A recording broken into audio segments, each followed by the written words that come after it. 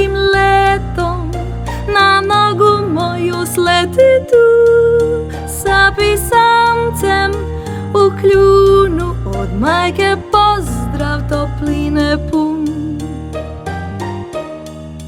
Draga ptičice, leti, odleti, prenesi pozdrav, poljubac mek, ne mogu s tobom na put daleki, jer još ovde ostajem.